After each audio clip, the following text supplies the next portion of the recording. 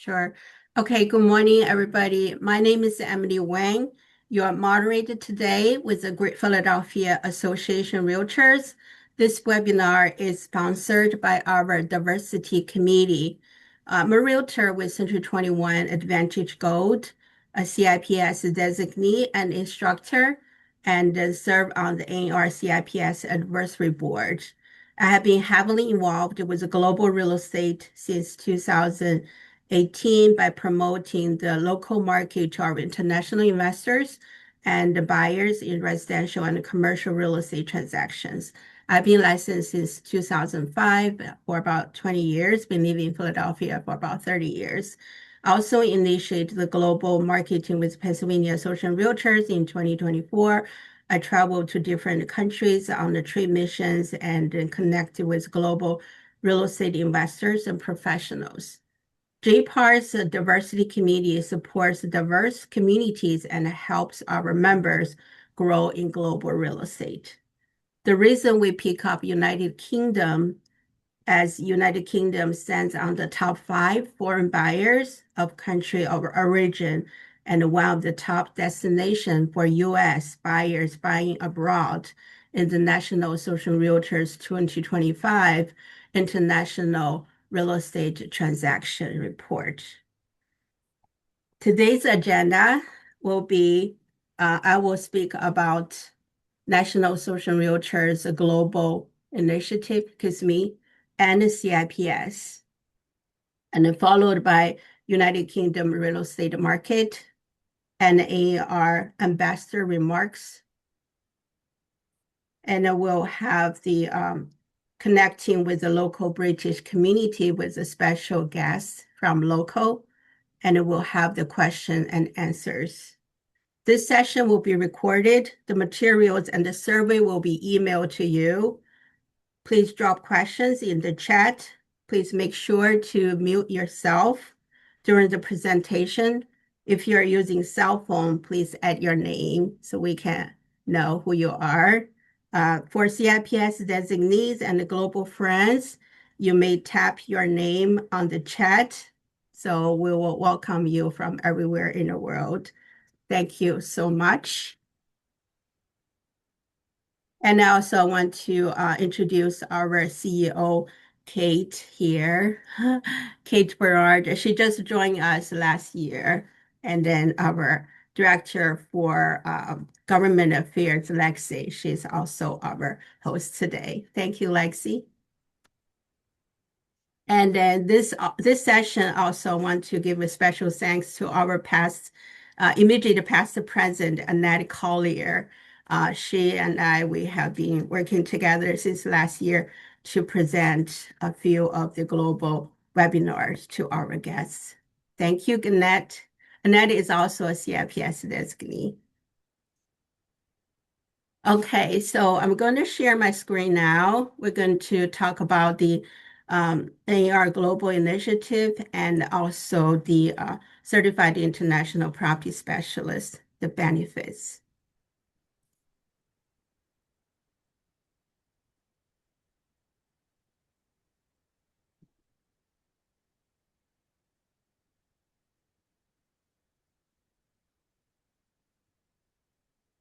Okay, so this presentation was presented last year by Director of Global Strategy, Alex Escudero. Unfortunately, he left us to another organization. So thank Alex for preparing this presentation. So the National Social Realtors Global Initiative has 3 big goals. First one is help our members be more successful by hosting global network events and also with business councils, tools, and resources. This you can find on AR's website.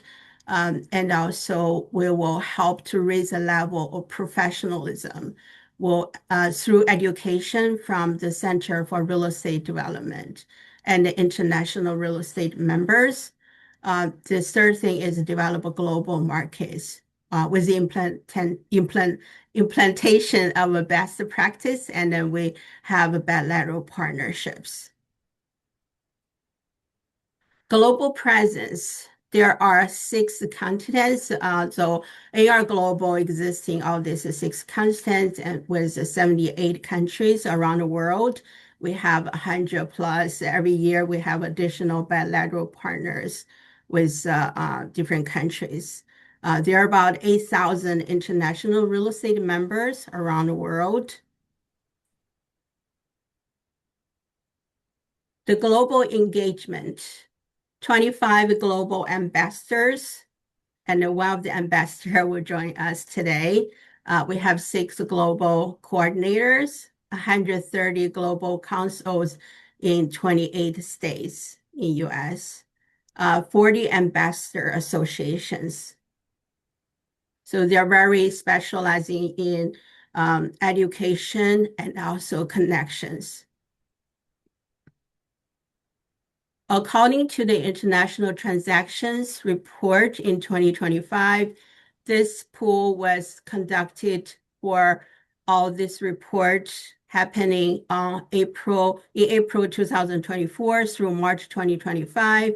The total of foreign buyers residential purchase about 56 billion. And then we have about 78,100 number of foreign buyers existing home purchases during this time. The median purchase price is about 494,000 compared to 408,500 for all US existing homes sold, which is higher than average US property sold. 47% of foreign buyers will purchase a property for use as a vacational home, rental, or both, compared to 16% among, all existing home buyers. This report, this is slides for the barcode. I didn't get a chance to change this barcode, but I will send you a link after this meeting, so you have the link for the new updated report. You can also check the report on the Google. Make sure you use the version for 2025. For our region, the region 2 consists of both Pennsylvania, New Jersey, and New York. The report showed that the foreign direct investment in UK stands on the top by providing 891 firms and also provided about 55,000 jobs. It also helped for the international investment contributes to PA economy from 2014 to 2019. Pennsylvania foreign direct investment employment provided about 11%, while the state's overall private sector employment only 6%.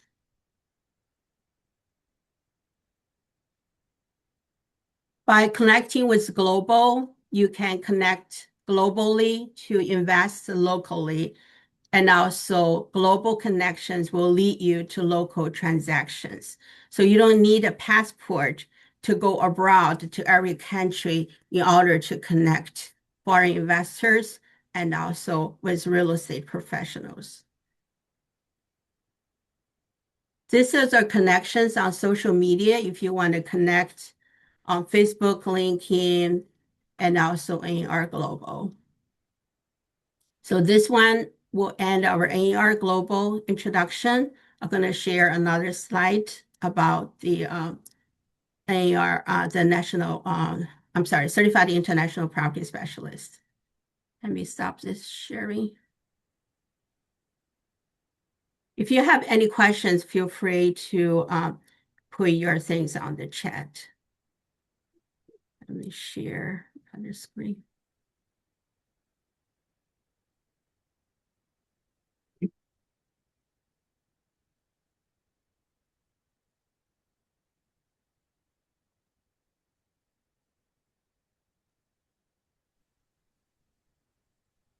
Emily, maybe we can just share the resource after the chat if you want to go ahead and begin with introducing our next presenters.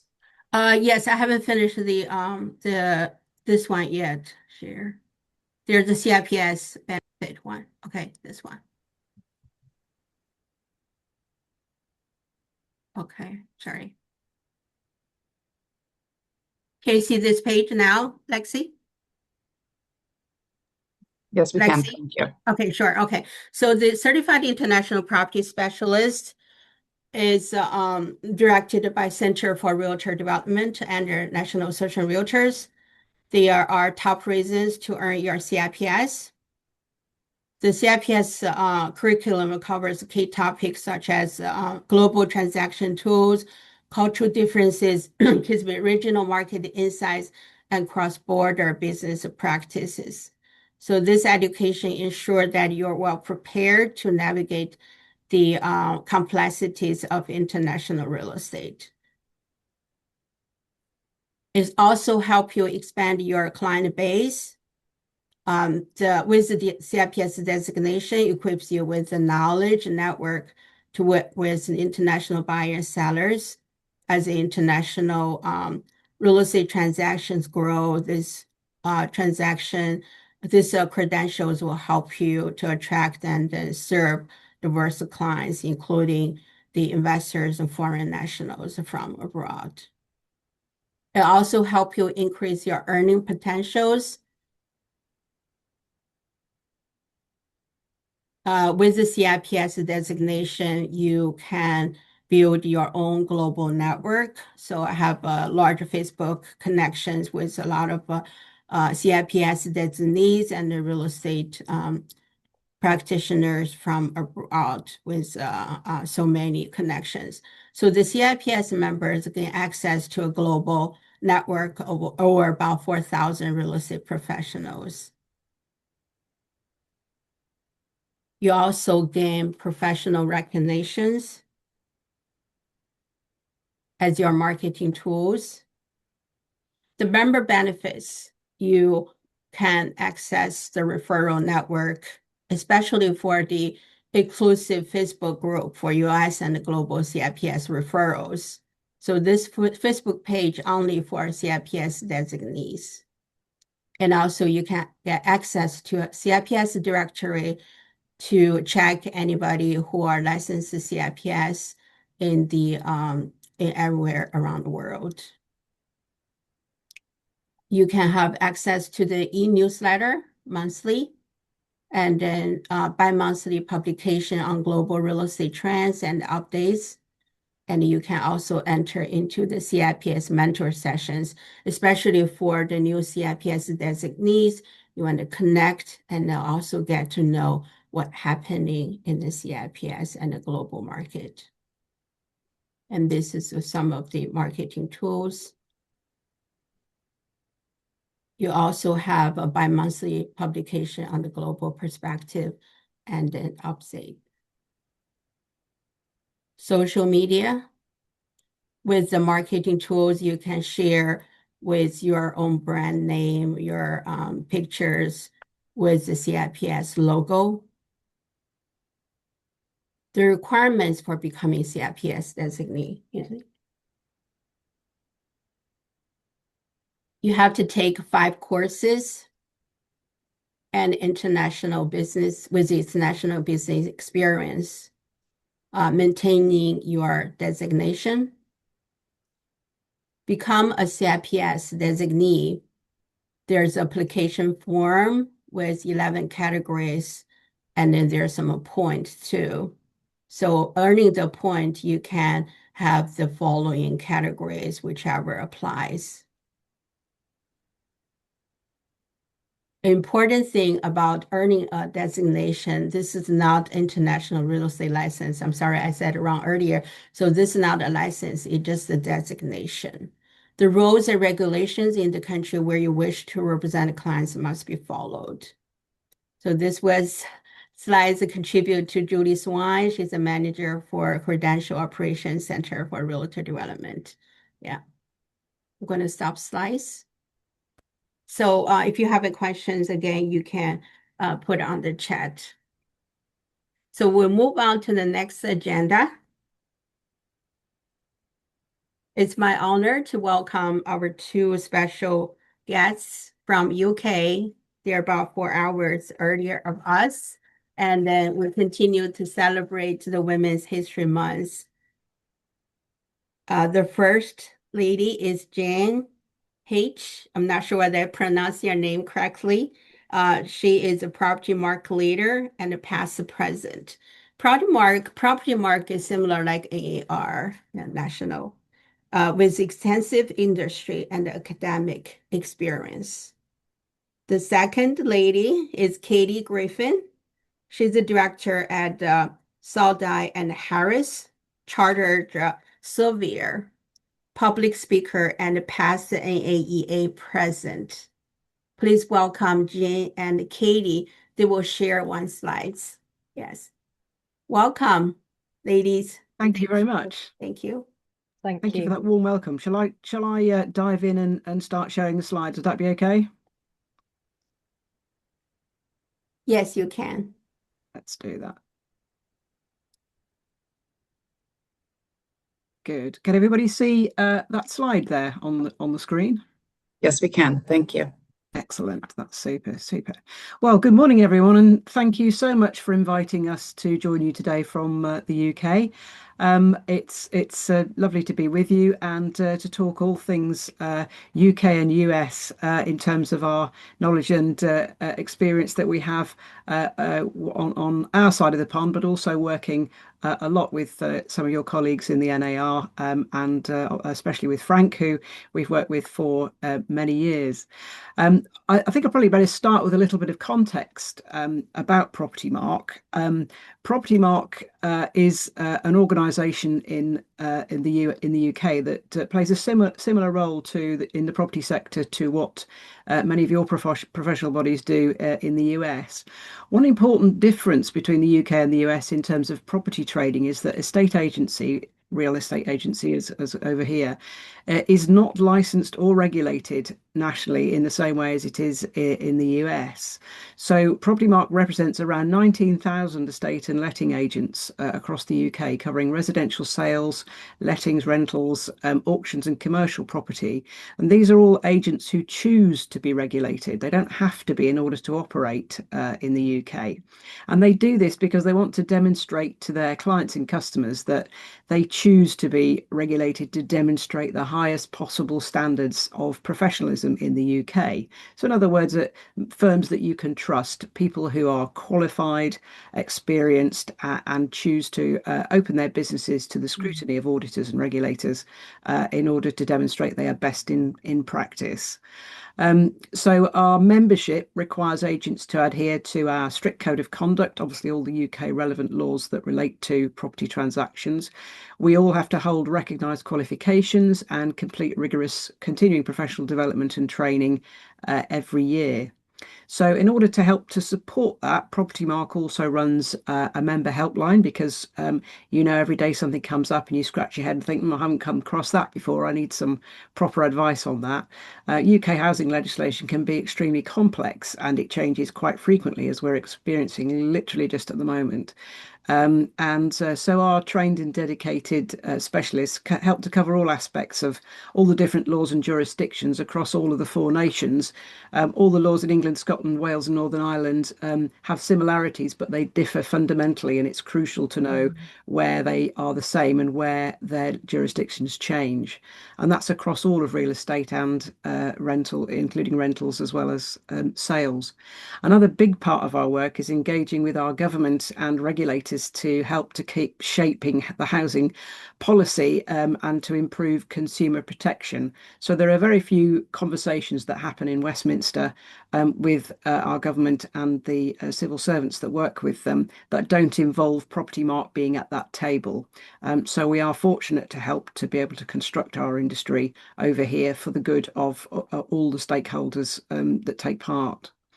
So and another reason for us being here today is that we're also increasingly building international collaboration with organisations across the world, and we have a special relationship with the National Association of Realtors, because cross-border investment and referrals are becoming more and more important every year as the world gets a smaller place and people look to transact and invest in countries other than where they're based. So the takeaway, I suppose, from this is that the USA and other countries across Europe and the rest of the world choose to partner in the UK with property market agents in order to build trust and reduce risk for clients entering the UK market. So by working with property market regulated agents, your clients and customers, and indeed you as realtors, get to work with people on a level footing in the UK who are actually qualified, experienced, and regulated for the protection of both you and your clients in their international transaction. Katie, over to you for the next slide. So let's have a little kind of zoom out and look at the UK housing market and the market overall, really. So what we wanted to look at is some of the key headlines that are shaping our market, our property industry right now.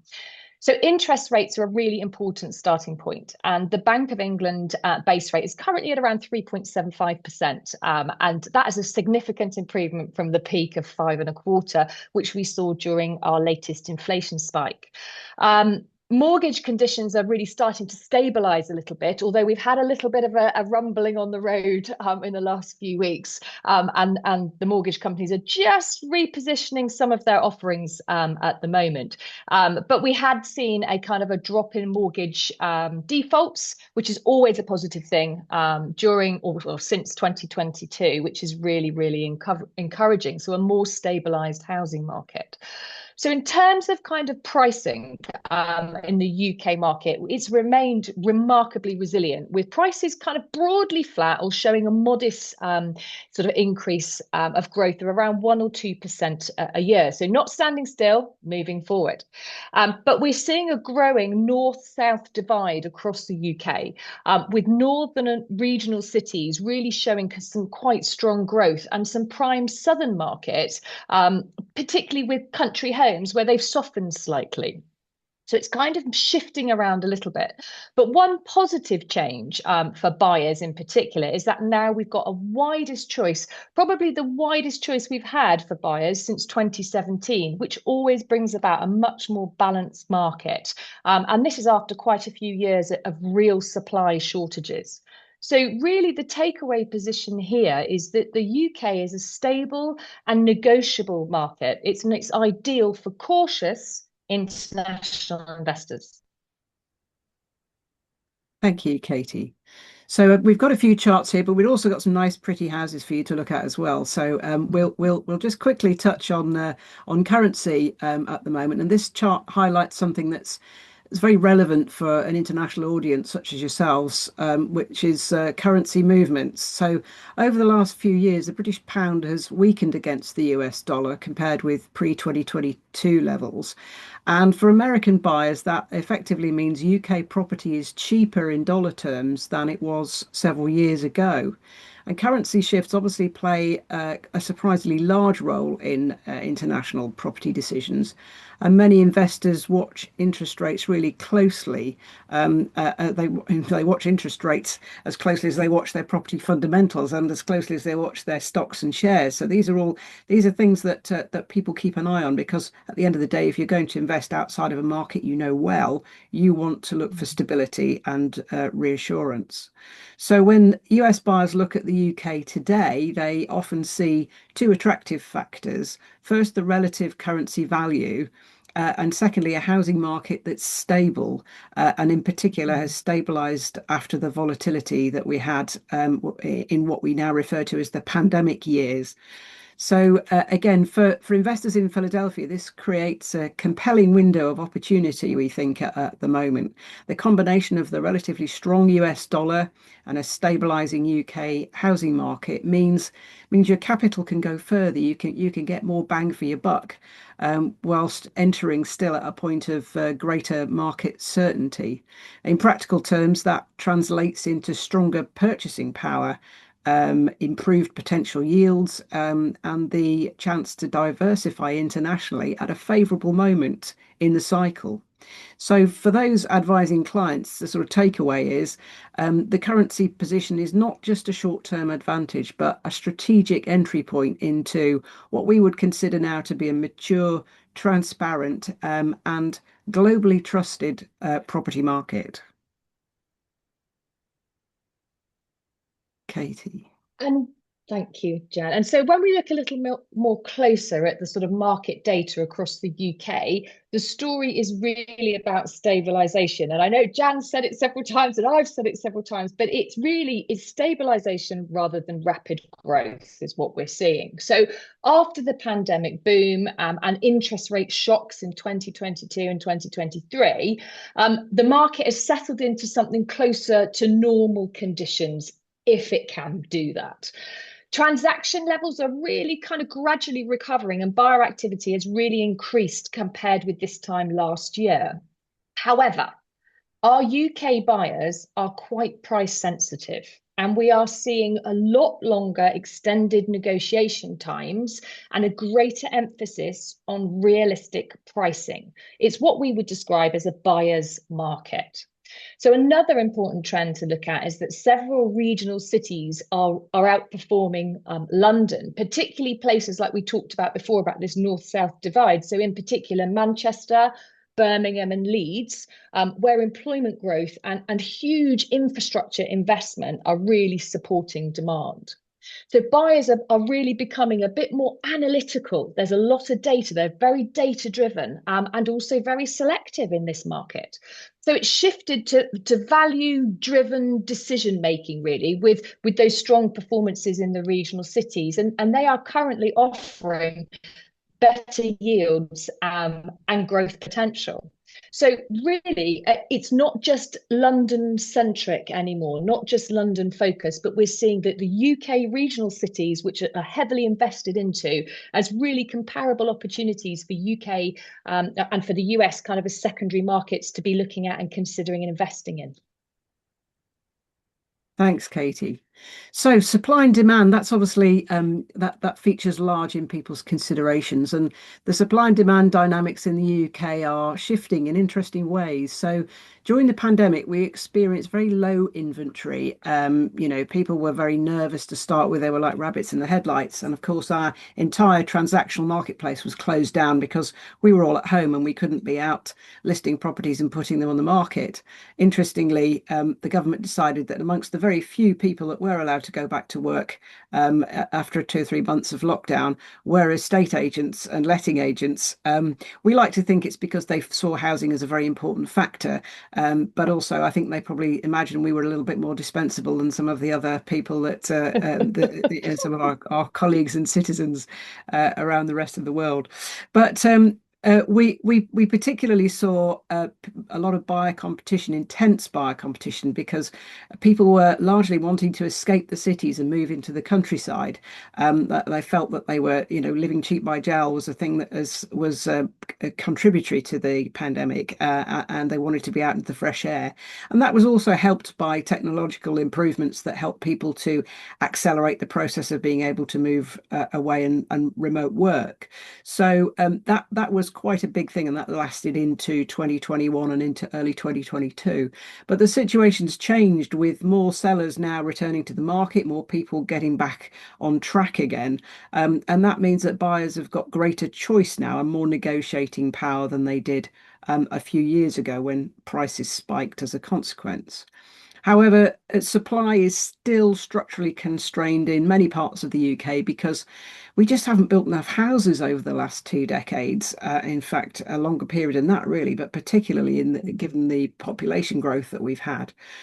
This is sadly unlikely to change for a number of reasons in the short term, but certainly including the cost and availability of building materials, which is astronomical, and only for a little island like us only gets more and more difficult the more you rely on imports. And with other volatility going on around the world, your supply of bricks stops temporarily.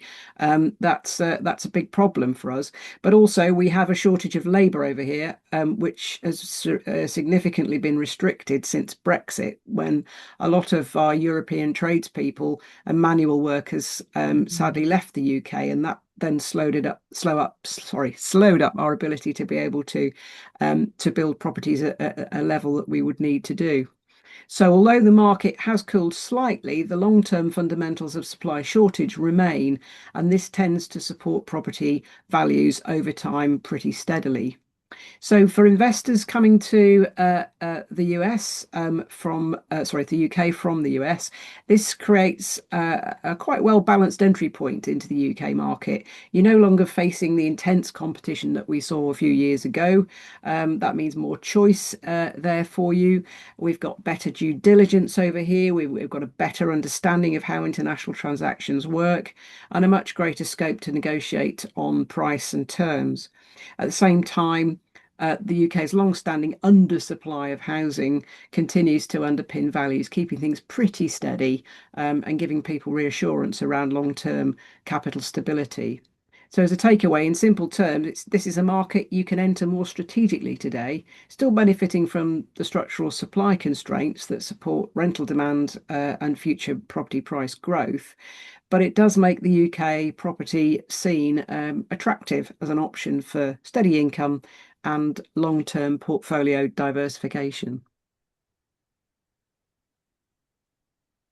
Okay. So let's have a little look at mortgage and affordability. So mortgage rates are one of the biggest influences on our market right now. And the average 2-year fixed rate mortgage in the UK is currently around just about 5%. And 5-year fixed rates are also relatively high compared with the past decade.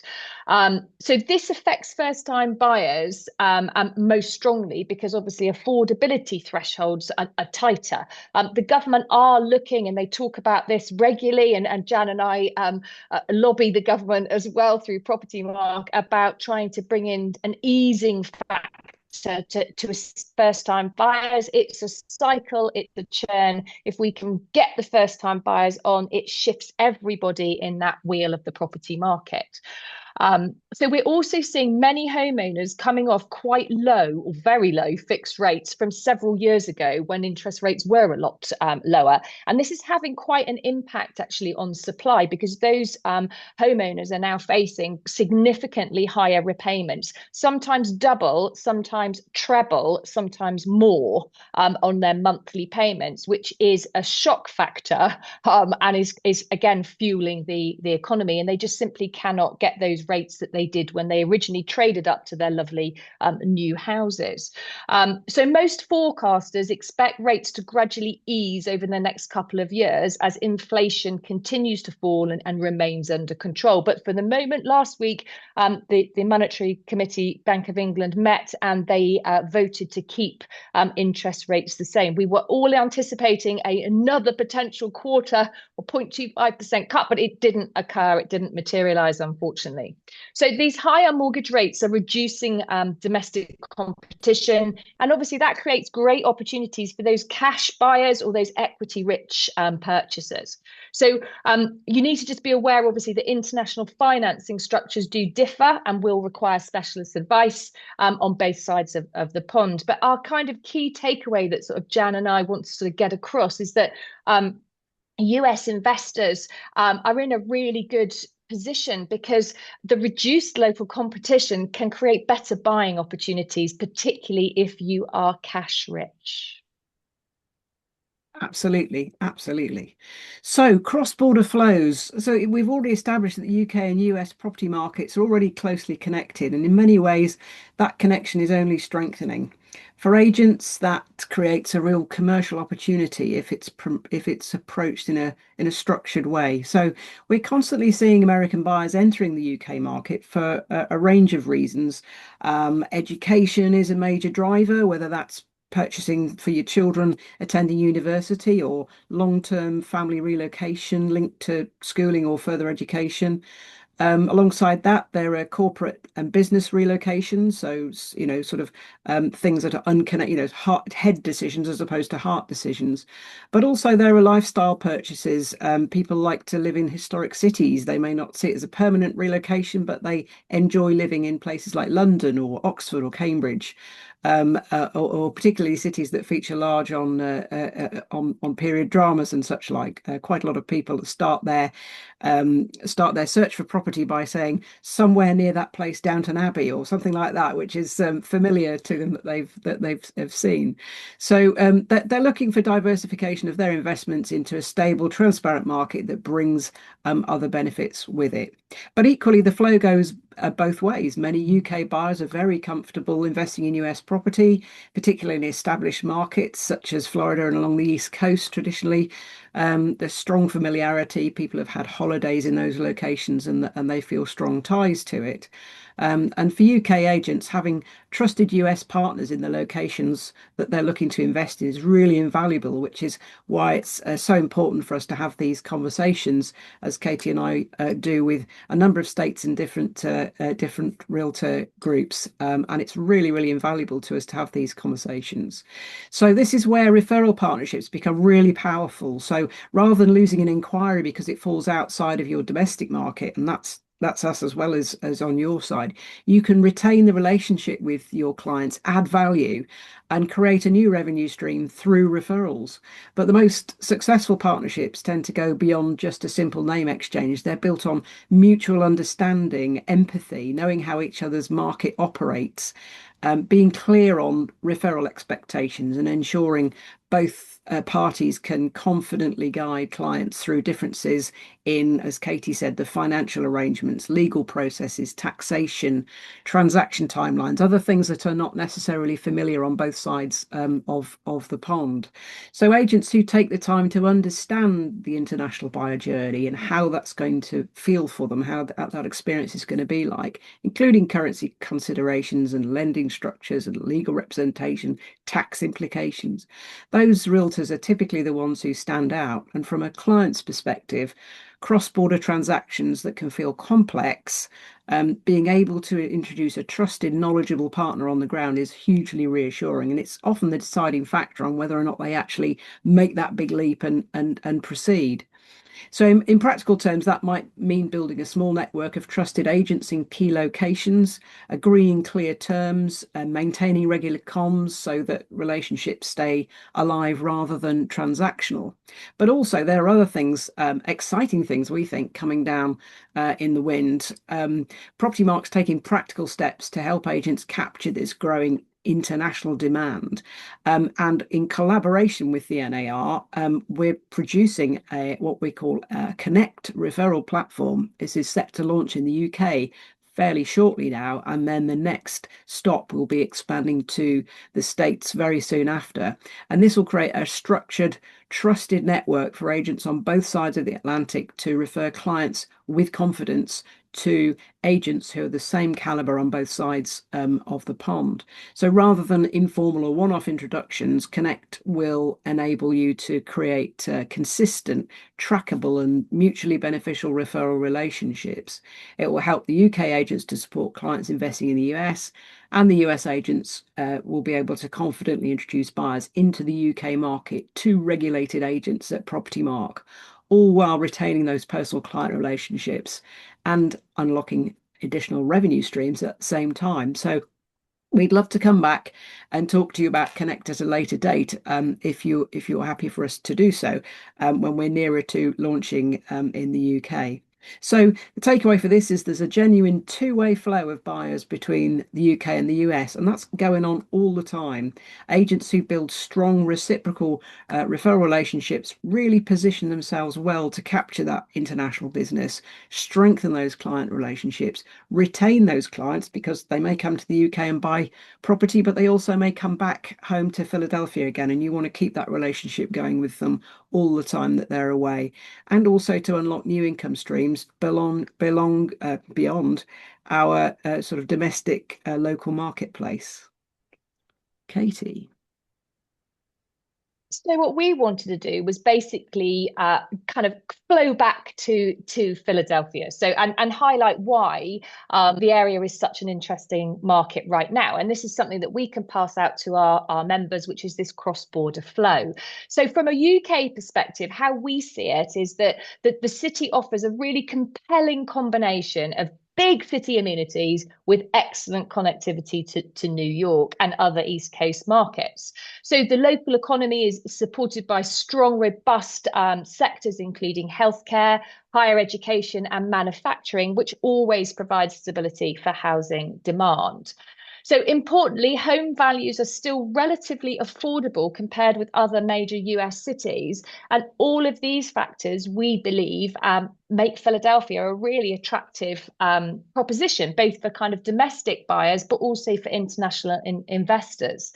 So the kind of takeaway here is that, you know, we're able to promote Philadelphia as a really value entry US market for UK investors who are seeking diversification to their portfolio. Thanks, Katie. So on the flip side, why the UK? Well, we've talked about the weaker British pound, and that makes assets cheaper. Katie's explained that there are a lot of places outside of central London that are very beneficial for investment. And the nice thing about that is that you've got the opportunity to invest in the cities. Most of those cities are university cities, so you have a broad spectrum of potential tenants and income streams, but also in the countryside as well, depending on what you want to use the property for at the same time.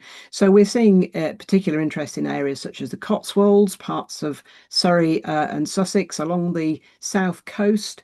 And obviously Katie's heartland down in Devon and beautiful Cornwall. Those are evergreen to investors who are looking for beautiful places to live with oceanside properties.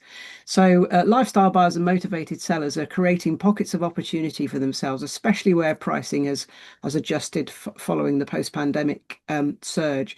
So the key point is that the UK remains one of the world's most transparent, legally robust and internationally trusted property markets. It offers a mix of income generating regional investments, globally recognized prime assets, but all within a relatively stable regulatory framework. So for investors in Philadelphia, UK property can be positioned as a stabilizing international asset, combining currency advantage, income potential from high demand regional cities and areas around them, and long-term security. So now just looking at kind of tactics, really, and obviously you get your little bit of a castle there, which Jan and I always think looks gorgeous. It's not snowing at the moment, although it feels very chilly.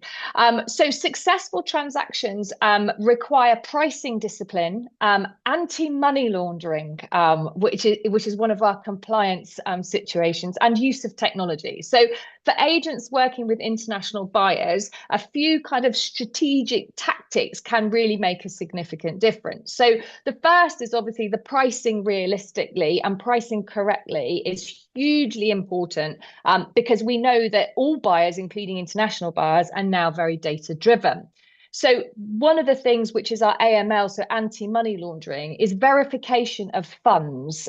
So not just proof of funds that someone can actually purchase it, has the ability, the equity or the cash to be able to move forward, but actually where the funds are coming from. So the source of funds, and that actually can take a little bit of time to unpick and unravel. And we are not allowed to, under our compliance legislation, proceed with the transaction until we've ticked a number of these compliance boxes. So it's really essential to verify the funds, the source of funds early, particularly with the cross-border transactions, and where our anti-money laundering regulations can become quite complex. We're also finding that technology is starting to play a really more important role. Whilst we've looked at virtual tours, international webinars, online viewing platforms, these all help to connect overseas visitors and businesses and buyers, but there's more on the horizon that is coming. So watch this space because Property Mark are right at the forefront of this exciting transactional changes. So successful agents not only focus on the property itself, but also on the wider lifestyle, education and investment stories surrounding the property. So lifestyle yield narratives are also really absolutely critical. So we're using virtual tours, but there's strong compliance procedures and processes that need to be put in place so we can manage our overseas buyers with total confidence. Thank you, Katie. Another little pretty house for you with the church in the background there. So this is a sort of winding up towards the end of our presentation, just to give you a little summary and outlook for the rest of 2026. Most analysts are pointing towards a period of modest but steady growth in the UK housing market rather than the sharp rises or volatility we've seen in previous years. Forecasts typically sit in the region of around 0 to 3% annual price growth, so modest price growth but reliable price growth.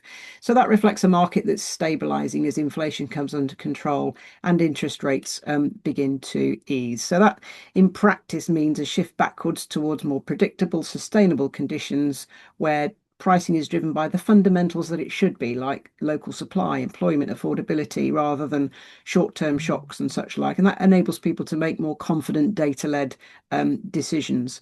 At the same time, in the United States, we're expecting an increase in housing supply as the mortgage rate lock-in effect starts to unwind a little bit. More homeowners begin to move despite higher borrowing costs. This should gradually improve inventory levels around and about between and provide a better balance between supply and demand. And that shift in the US market is important because it does influence global investor behavior and comparative value between markets. So the next 6 to 12 months, we're watching it closely. As Katie says, property market is very much influencing what's going on over here. We're always here and we're always delighted to have conversations with anybody who's got investors who are thinking of coming over and having a look at our marketplaces. In fact, I think we're in the process with Frank's help of arranging a meetup with some investors who are coming over later in the month to have a look, see what's going on behalf of their clients. You know, we're supporting agents on both sides of the pond through opportunities that they've got that they want to bring and help people along the way. Linking agents across borders becomes much easier to support clients who are looking to invest internationally, and it keeps that relationship going. It makes your clients feel like you're a player in a much bigger pool because you've got people that you know and trust in other parts of the world to deal with. So again, the takeaway for this will be for investors and advisors in Philadelphia operating in your marketplace. This is a moment where timing really matters, not just in terms of the property cycles that we all are involved in, but also the currency positioning piece. Taking a more strategic, globally aware approach now can help your clients secure stronger value and position their investments much more effectively for the years ahead. So that kind of brings us to the end of our little overview of what's going on in the UK and our perception of what's going on the other side of the pond. I hope that's given you a useful snapshot of what's happening in the UK housing market and where we can see opportunities for further collaboration. Katie and I are across the pond and back several times a year, so there's always an opportunity for us to be able to come and have a chat in person at some point in time. And if any of you are visiting the UK, we'd be absolutely delighted to connect you with Property Mark members or help to introduce you into the sector and indeed to welcome you to our HQ up in the Midlands in Warwickshire, which is right next door to Stratford upon Avon, where Shakespeare was born. So if there isn't a reason to come and visit Property Mark, come and see Shakespeare land. Thank you, Katie and John, so much, Jen, so much for the wonderful presentation. So our next speaker is Frank McManus. So Frank is a CIP with a CIPS designee, and he's an AER Global Ambassador to Ireland and the UK with Better Homes and Garden Real Estate in Palm Coast, Florida. Frank used to live in Philadelphia, area. Great to have you back, Frank. Please, thank you. Thank you, Emily. Thank you so much. And thank you to the greater Philadelphia area realtors for the opportunity to once again have our UK team come to the stage and share some updates and insights relative to the UK market. I think what Katie and Jan did today was superb. It was really insightful, gave us current up-to-date information that really will help us develop that better understanding so that we in turn can share that with our clients that are interested in that market and help them get prepared most importantly for a transaction or even starting their search.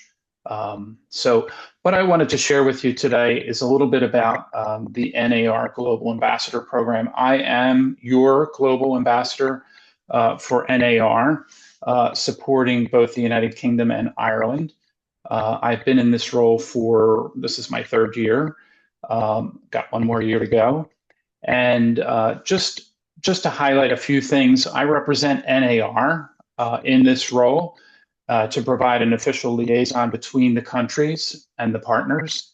One of my charges is to build relationships, continue to build relationships, not only with the partners, but with their members and with key stakeholders, whether that's here in the States, our UK, our NAR members, and our partner members as well, and help connect them so that they can in turn build relationships, as Jan had mentioned, which is extremely important in establishing those referral networks and those referral relationships, which will in turn yield additional income streams for you internationally.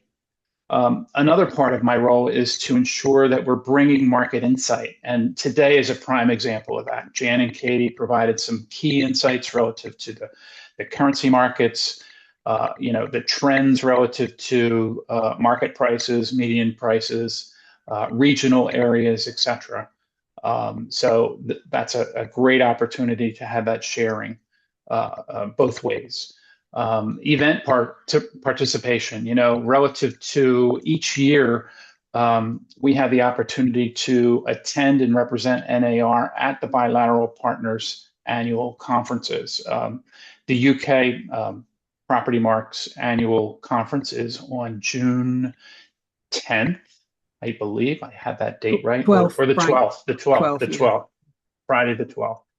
And that's a great opportunity to meet many of, several hundreds of their members and just have an opportunity to interface and interact directly, and also meet the folks that we've talked to over the phone, that we've had webinars with, and continue to build those relationships. So that's excellent. And then finally is promoting professional development. NAR, as all of you know, NAR has many educational offerings, professional development opportunities, certifications and designations. And each year we promote those to each of our partners, and looking for ways to bring those education opportunities to their members, and also to look for opportunities within their book of education that may be helpful for us. So it's really a two-way street, and where we help each other relative to that. Next slide, please.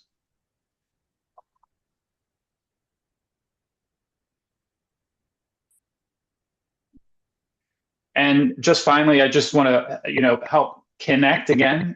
So if there's something that you need my help with, here's my contact information.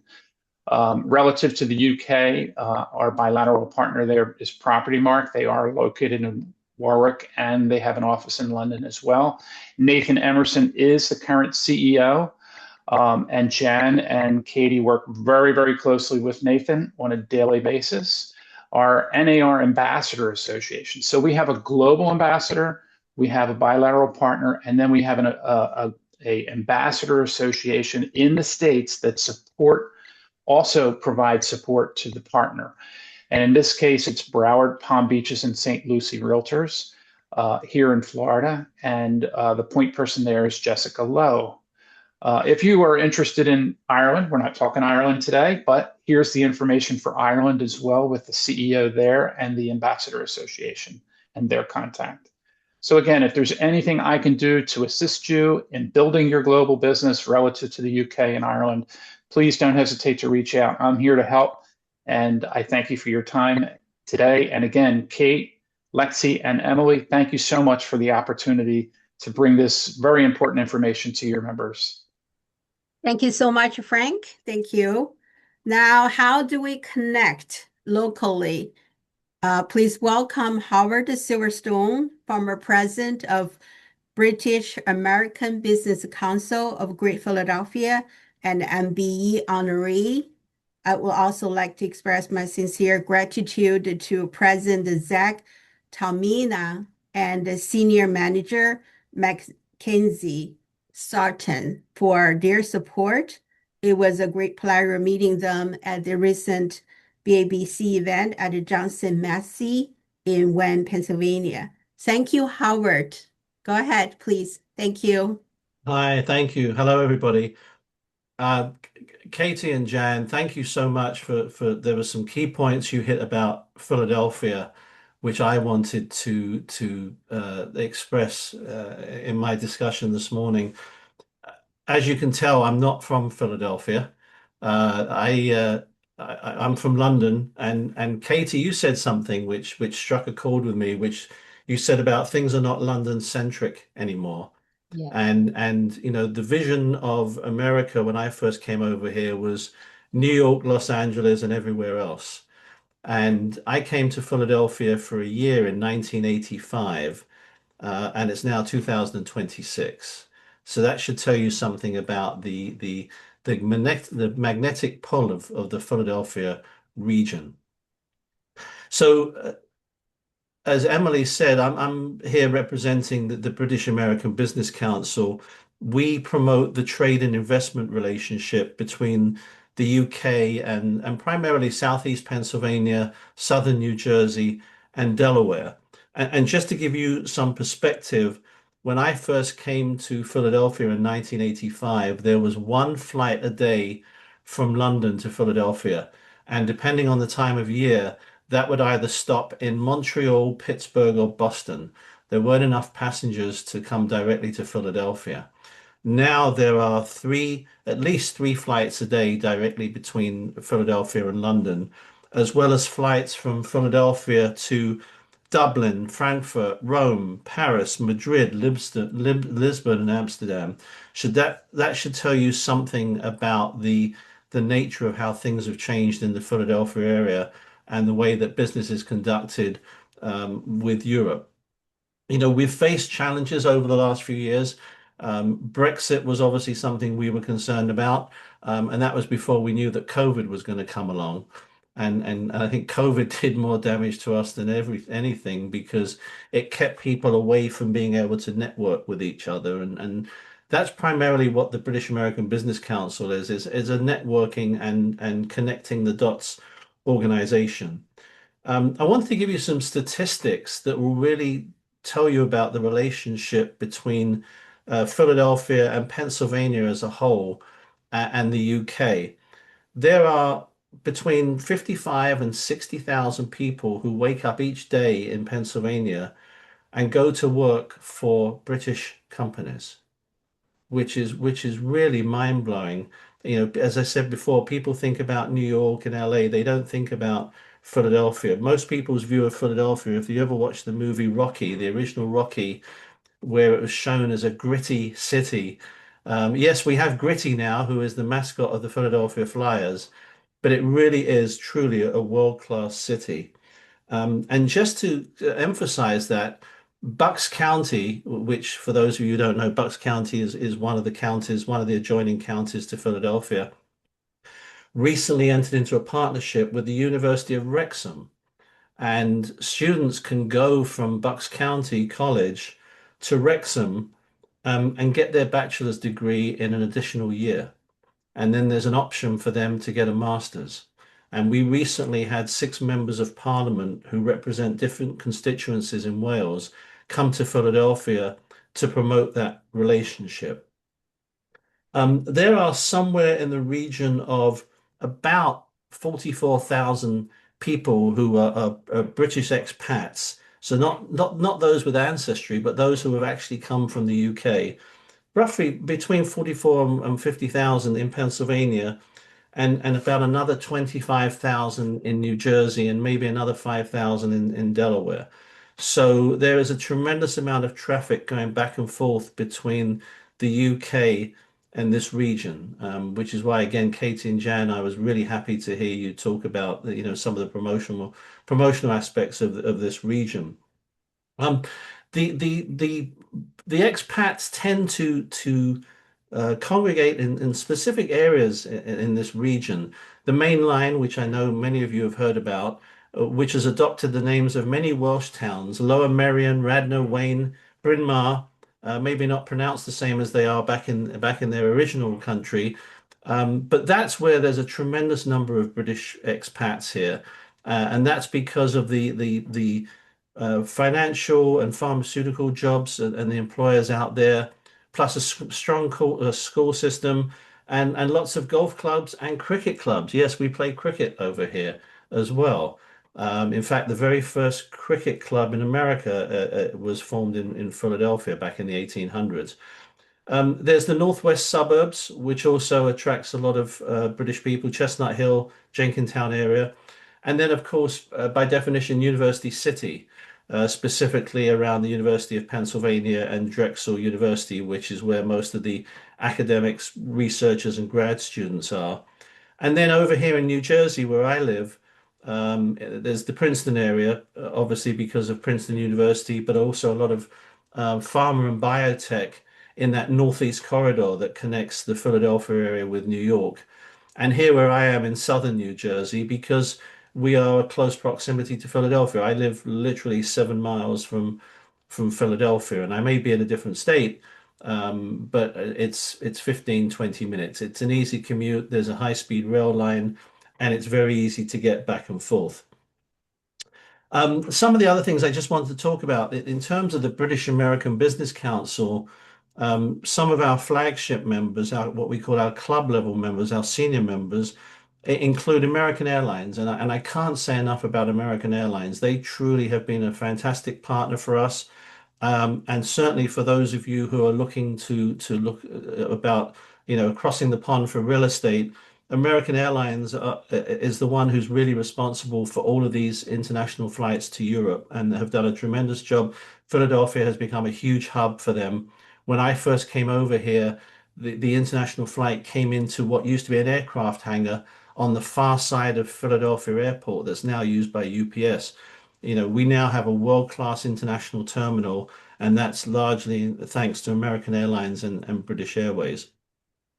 Another a big player and a big member of our British American Business Council here is Almac, which is a global pharmaceutical company, which is headquartered out of Northern Ireland, but are here in the Philadelphia region. And we also have Olympus, which is a medical technology company, as well as Johnson Matthey. Johnson Matthey is a UK-based chemicals and sustainable technology company. And I tell this story many times. When I was a kid growing up in North London, we had a lot of empty spaces that were post-war derelict spaces, and a company came in and built this huge office building and employed a tremendous number of people in the neighborhood where I grew up back in the early 70s, and that was Johnson Matthey. And it's kind of ironic that I am now in the US in Philadelphia, and the president of our organization is a member of Johnson Matthey. So they're a tremendous partner. We have a lot of international accounting firms, Eisner Amper, Baker Tilly, Citron Cooperman, law firms, Duane Morris, Morgan Lewis, as well as others like Penn Medicine. So just tremendous business partners that really emphasize the relationship between the UK and this region. And just to point out one other statistic, the UK ranks number one for the total number of foreign-owned firms and first for the total number of jobs in Pennsylvania. Again, a tremendous number of which are in this region. So, another thing that I describe the British American Business Council somewhat as a transient organization, because we do have a number of people that come here for a certain amount of time and go back. I was supposed to be here for a year. I didn't go back, but a number of people do.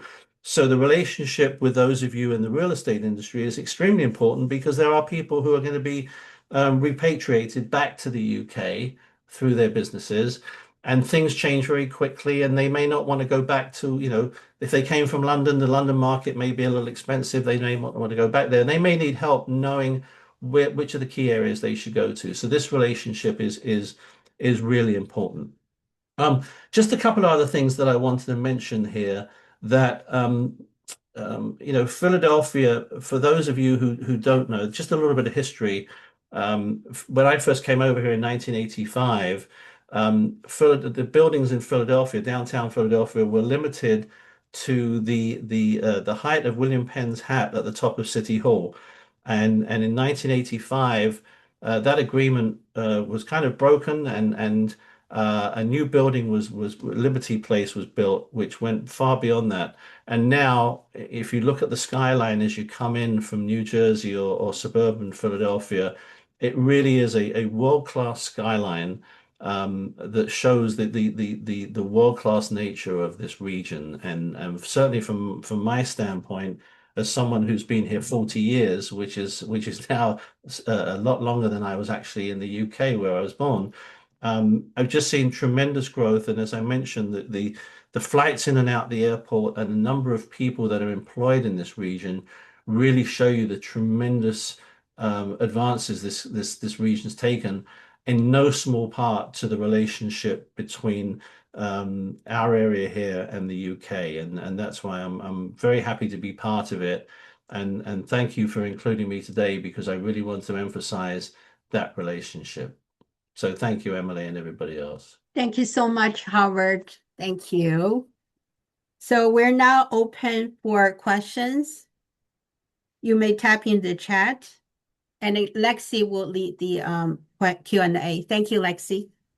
I just want to thank everyone, all wonderful presentations. Howard, I do want to note though that construction cursed our Philadelphia sports teams, but we are working to rectify that. Just a few questions in the chat. If one of you could speak to, please, the selling process in the UK. The buying and selling process. Yeah, I'll lead off, but because I'm a theoretical seller these days, I'm going to hand off to Katie to complete it. But I have uploaded, or I have sent to Lexi, because I couldn't get it to upload to the chat, a document which is produced by the government, which is a how to buy and sell in the UK document, which might help from a deep dive perspective. What I will say as an overview is that again, another reason to partner up with those who do the do over here is that it is a lot more unnecessarily complicated than the process in the US. And Katie and I were having a discussion yesterday evening about a particularly complicated sale that Katie's trying to put together, because she has the technical knowledge and expertise to know how to find solutions to what are uncommon problems in details with title, details with process. It just emphasizes, just a topical emphasis as to how important it is to have people that you know who are that are dealing in this on a day-to-day basis. Do you want to elaborate on that, Katie, a little bit? Yeah, so a small element of purchasers might use a buying agent, but most of the time they're unrepresented. So buyers will go out into the market and they will negotiate in our unregulated marketplace. So you want to make sure that you're trying to purchase a property through a Property Mark member. Once an offer has been made and it's accepted, then a seller should have already instructed their solicitor or their conveyancing partner, and the buyer at the point of their offer being accepted instructs their solicitor as well. Now, sometimes people will use a local solicitor or conveyancer, they're one and the same, and sometimes they'll use an online process. That has mixed reviews as well. The issue that we have is that actually coming to the market as a selling agent, as a realtor, and finding the buyer is actually the really easy bit. Well, I say easy, but it's the less complicated part of it.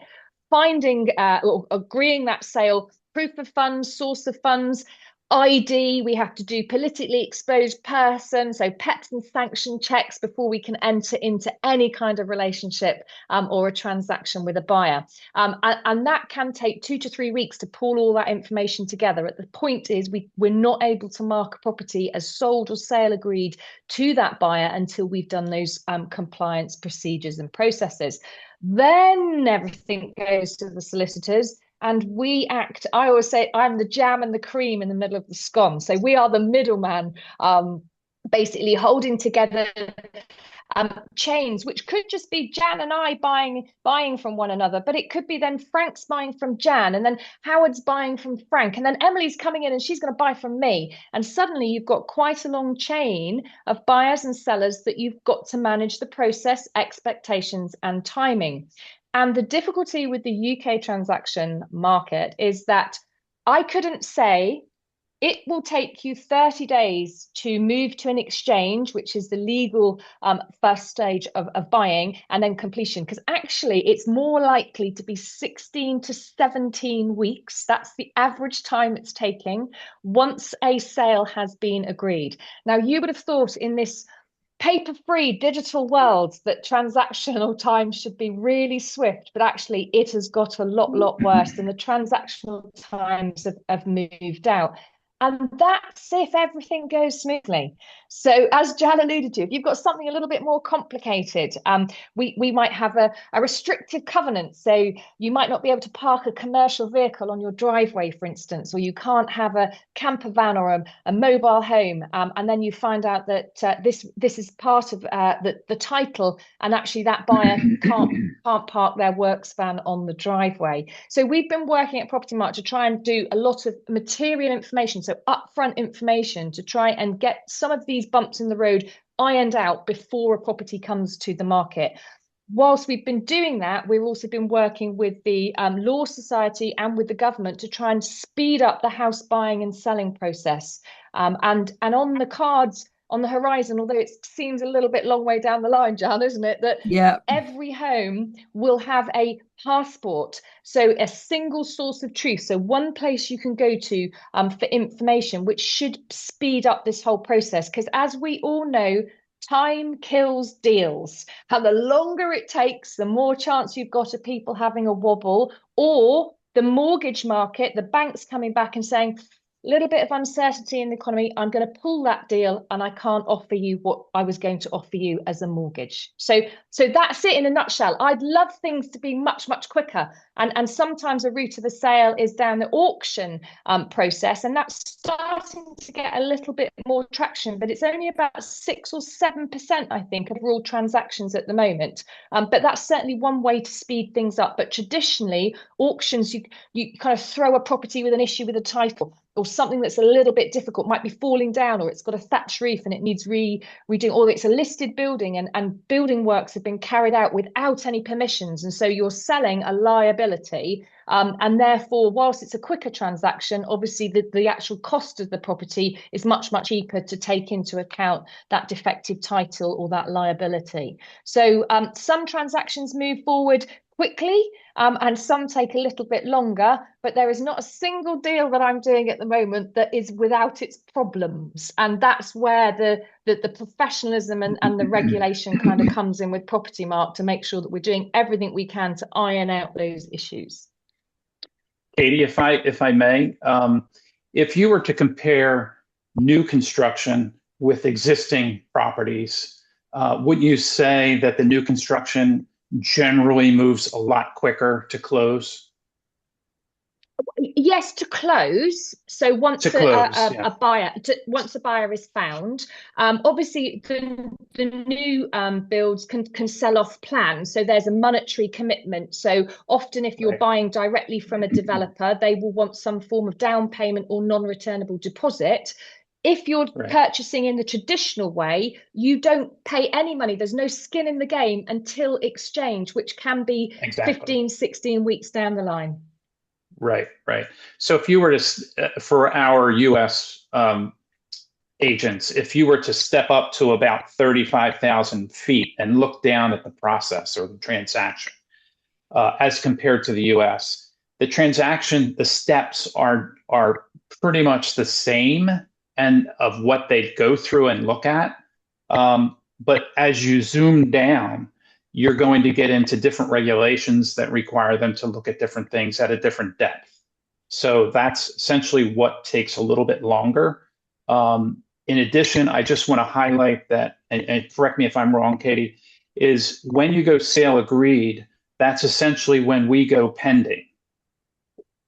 But it doesn't mean, like in the US, when you go pending, you're under contract. You're not under contract until you're at the tail end of the process, right before you exchange keys, essentially. So there's a lot of time in between being pending and actually being under contract. So that's a distinction that I just wanted to highlight for our US. And really, this is another reason that we're discussing here, the importance of establishing that referral relationship with your buyer in that market, whether it's the UK or whether it's Brazil or whether it's Ireland or Italy. You really need to get the local expert. And in this case, it's a member of Property Mark that's self-regulated, that's educated, that's holds the credentials, understands the market, understands the transaction process, that can educate you, and in turn, you can prepare your client before they go over, so that when they do go over and you're not with them, they'll have an understanding and they won't be like in a shock treatment, when the agent tells them, we got to go through this, and this. So just another reason to build that relationship and build it early and share with your clients early, how that process works. Thank you. This question may be for Howard. Is it becoming more challenging for UK citizens to get work visas or relocate to the US? I think it's becoming more challenging from a time standpoint. From what I'm hearing, it's taking a little longer than it used to. But in terms of the actual process, I think if you're a qualified person and have the right credentials, and the sponsor over here does the paperwork correctly, I haven't heard too many horror stories currently. What I've been hearing is it's taking a little longer. I know, like from my perspective, many years ago, getting a work permit before you get your green card, there was a certain amount of time it took. It could take up to a year. And from what I've heard from members of the community here and up in New York, I think that the only thing that's changed is it's slowing down as opposed to people not being able to do it. That kind of answers the next question. Are current world relations affecting transatlantic migration, travel, purchasing, business? Yeah, in terms of, well, just from my perspective from business, what we've noticed, and I mentioned earlier about Brexit and COVID, and I said COVID was really the one that affected us the most, is, we've seen a lot less travel because people now are doing things like this by using Zoom and Teams and everything else for things that they would have normally done in person, which is a shame because it takes away some of the personal contact, but on the other hand, it does make it a lot easier for people to stay in contact with each other. Fantastic. The equivalent of title insurance upon a purchase, is that kind of standard practice? That's more for Jan and Katie, I assume. Yeah, I would say so, Katie. Title insurance for defects. In the UK, sometimes you come across a property that hasn't transacted in literally decades, or in some cases even ever, and it's never been registered, and then there's a long process of time in trying to understand who is the actual beneficial owner of the property in this moment in time. That can take a long time to establish in some cases, and in some cases you reach the end of a line and there's just like, well, we can't prove it is, but we can't prove it isn't. That's not satisfactory, obviously, for most buyers, because somebody might come along at any point in time and go, oi, that's my house, I think you'll find. And nobody wants that scenario. So it is possible to buy an insurance against that possibility happening. It does have a slight impact in some people's mind on the capital value, and some people are more risk averse than others in terms of taking that as a solution. But it is possible. Your thoughts, Katie? Yeah, so we have the land registry, where I think is about 97% now of the UK's property and land holdings are all registered digitally now. So we're getting there with this kind of property passport that's coming at us. But not everything is, as Jan said. So that small kind of 3%, which I must say I seem to keep coming across on a weekly basis, unregistered titles. So someone will come along and they'll go, I've got my paperwork, it's here and it shows that I'm the owner. And then we've got to go through and actually check that that is the case. So we're checking boundaries, making sure there's no restrictive covenants, no title defects. And we can insure against that with an indemnity policy. And most of the transactions that I deal with will go through with some form of indemnity policy. Someone might have put some windows in the roof, for instance, without building regs or planning permission, but it was done 25 years ago by two previous owners. But because we have to cross the T's and dot the I's and everyone is risk averse, we need to make sure that we're covering that in the form of an indemnity policy, that the local authority or the listed buildings officer won't come back and say, hang on a minute, those windows that were put in 22 years ago, that's not right. So there is the sort of title protection with the land registry, and then there's additional things that we can take out, like indemnity policies. And eventually, well, I don't know whether we'll get there eventually, but we might get there with every single piece of land conveyed at some point, although I'm not sure. Thank you. Last question was kind of about the terms used throughout Scotland, but just kind of is the nomenclature as far as across the industry, is it pretty standardized across the UK? That's a really good question. Really good question. The short answer is no. It's not exactly the same across the UK. Scotland operates quite differently from England, Wales, and Northern Ireland. So, in Scotland, terms like offers over, offers around, fixed price, that's pretty standard. Offers over is the price is set deliberately a price below where the seller expects to get competitive bidding. Sometimes that will lead to a closing date, like a final date, and you've got to put a sealed bid, your best and final offer in. Fixed price is the first buyer to meet the price secures the property. And offers around is closer to a guide price, but it's still flexible. It's much more structured around competitive bidding and formal offers, with solicitors, often heavily involved from the outset.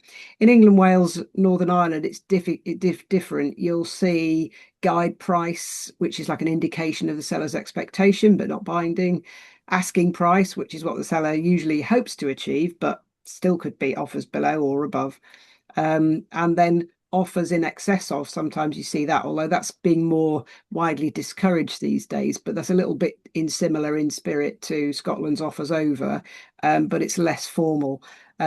I suppose the key difference in England and Wales in particular is that the process is more flexible and negotiable. It's a little bit more rigid in Scotland, and it's not legally binding until the stage that Frank was explaining earlier about exchange of contracts, which could feel I think the Scottish system probably feels more familiar to international buyers than the English system does. So the UK it's not like one big single uniform system. Scotland's more formal, more front loaded, more of a bidding process. England and Wales are more fluid, more negotiation driven. And I guess another reason to be using a property mark agent is understanding those differences is really crucial when you're advising your clients or building referral relationships. And again, we can put you in touch with your clients particularly interested in buying in Scotland, but they also might buy in the north of England on the Scottish borders. So there'd be two different jurisdictions to consider. We can put you in touch with agents that operate on both sides of the border so that you've got a complete 100% 360-degree view of whichever side of the border your clients choose to buy on. Would you agree, Katie? Yeah, absolutely spot on. Thank you. One more question just came in about the UK in terms of options and contingencies for buyers, just that varies again country to country, if there are severe penalties, things of that nature in the UK. If Julie? only we did. If only, yeah, if only there was binding transactions. But unfortunately, they aren't available. There are a number of products or companies that do offer like an insurance backed sort of guarantee where a buyer and a seller would both agree to enter into an agreement where they wouldn't back out.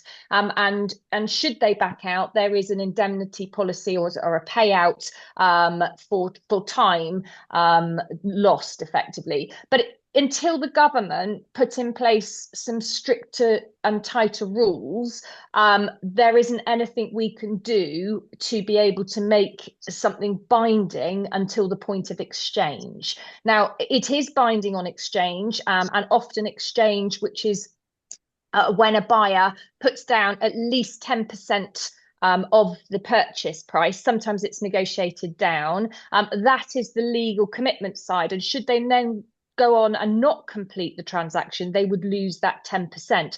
I must say, I have been doing this for 30 years. I have only had one transaction not complete on the day it was meant to, and then it completed 25 years later. So that's quite a 24 hours later.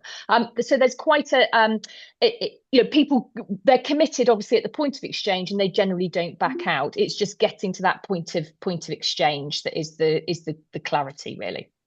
Thank you. And Katie, isn't there a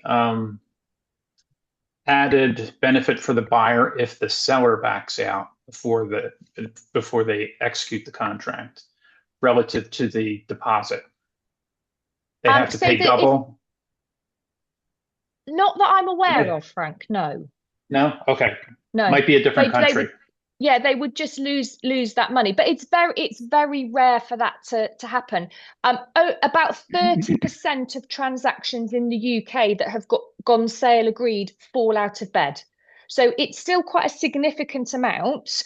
And that's obviously a UK statistic. Where I operate and where Jan operated, our fall through rate was less than 10% of sales. So and that's about, again, making sure that the buyers are properly qualified, that they've got the money to be able to move forward and they've got the commitment. But of course, circumstances change for all parties. But if we could have something which would tie people in on a point of acceptance of offer, that would just be happy days. Perfect. But if the seller backs out on his own before it goes sale agreed, there's no penalty to the seller. No. Nope. Okay. Thank you. But the buyer gets their deposit back. Yeah. But only if we've got to the point up until exchange, there's no financial penalty. Anyone can walk away. Yeah. And often they've incurred thousands of pounds of costs at that point. So it's frustrating and yeah. Yep, definitely. Thank you. Well, again, my sincere gratitude to all of our presenters, Emily for organizing such a wonderful and informative event. All of these resources will be shared after the presentation. The recording will be posted on GPAR's YouTube page as well. And again, thank you for your time and expertise, and go Birds, go Phils. There you go. Thank you all so much for your for joining us, everybody, and we'll continue to connect with you. I saw there Lisa Sanderson, she will join from Poconos, and again, maybe we can share more information with other real estate associations in the state of Pennsylvania. Thank you, Jane, Katie, Frank, and Howard for joining us. Thank everybody for joining us in the morning, and we'll keep in touch. Thank you so much. Make sure you fill your survey. Thank you. Thank you. Thank you, Emily. Thank you, Lexi. Thank you, Katie. Bye-bye. Bye.